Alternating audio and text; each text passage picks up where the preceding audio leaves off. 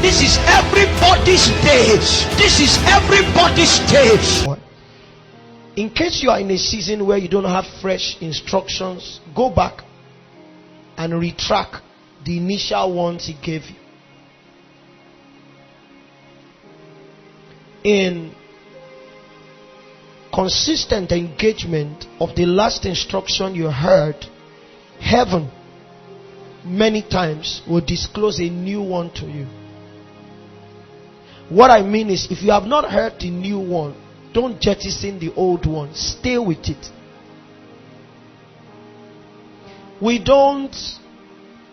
The instructions of the Lord do not expire like that until the expiratory date comes when a new one comes. And then when a new one comes, you need to check with him if the old one should still be sustained. Am I supposed to live by two instructions now, or I'm supposed to jettison the old and stay with the new? One of the things I've tried to do, and our online audience should please be instructed also, is that I will have done you a disservice if I answer all the questions you ask me.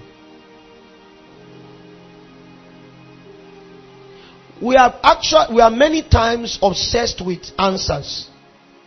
And so it becomes difficult for a man who is obsessed with answers to wait on the Lord. However, I have found out that many of the questions we currently have studying the Word of God, having dreams and visions, may not really be life-changing questions. God gives you those, or brings you into those postures of not accurately knowing what those things mean, so that you can understand the process of seeking. You are after the answers, God is after the process.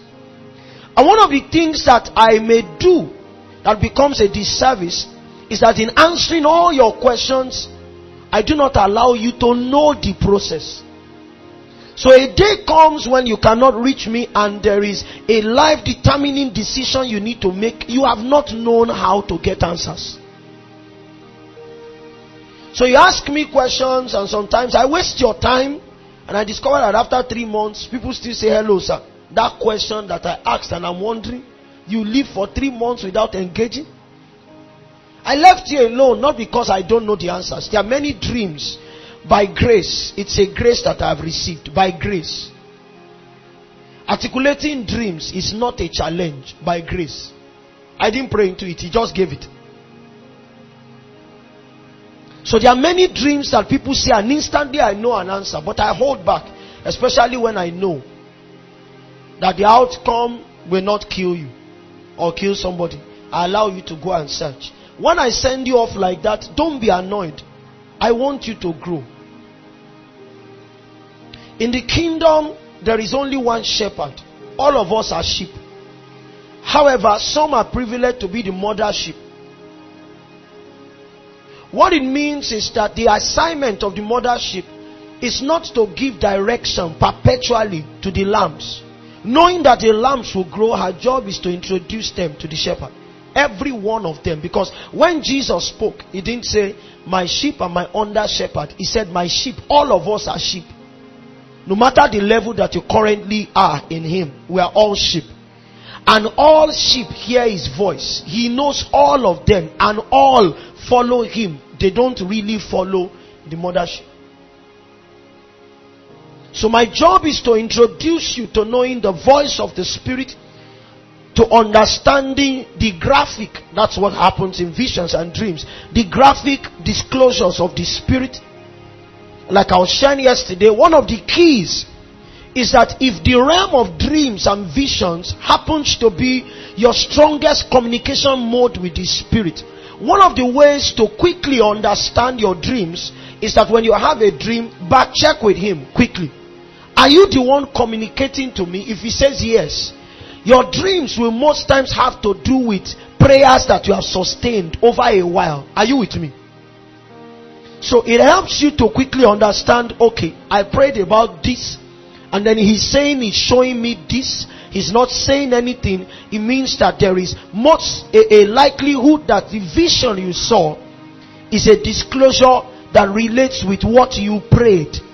And then the matchings can happen. is a school on its own in understanding dreams and visions.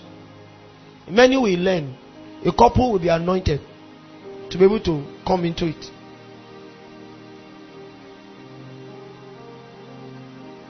So please, you can ask me the questions, but if I waste your time, don't be bothered. I want you to learn. That's how you will crown me. Okay, I want to go into the sermon, but there's something else he said. 5 a.m. this morning. 4:55 this morning. The Lord said to me, and He was speaking to me, but I heard it in a personalized mood. As the church, we have moved in the expressions of our humanity.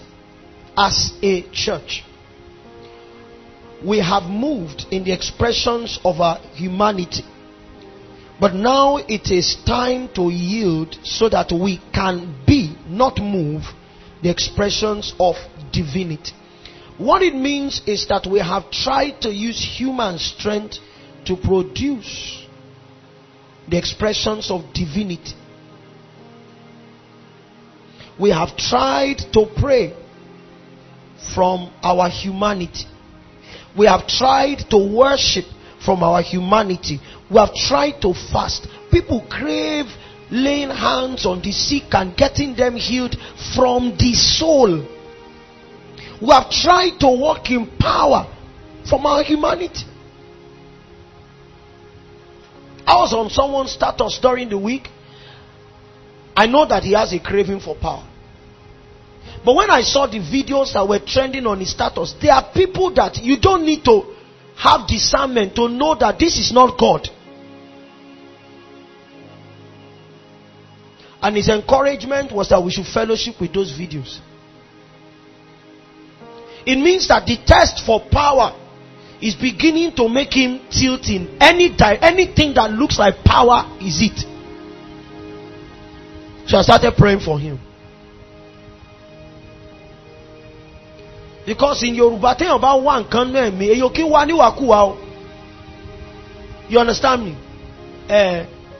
If you are looking for your shoe, you can wani wakua, look into inside your fridge or inside your pot. Yes, that's how people look for things.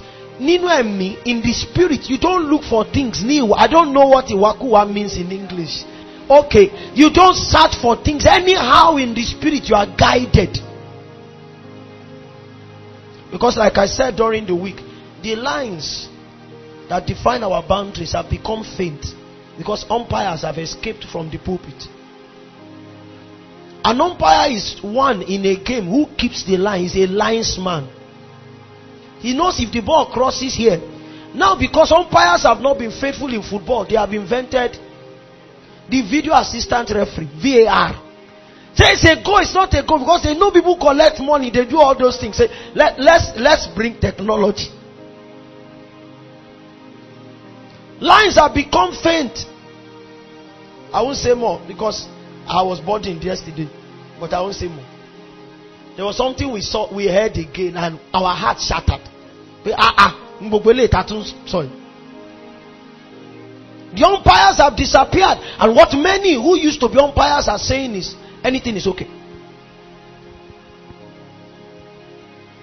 Anything is okay.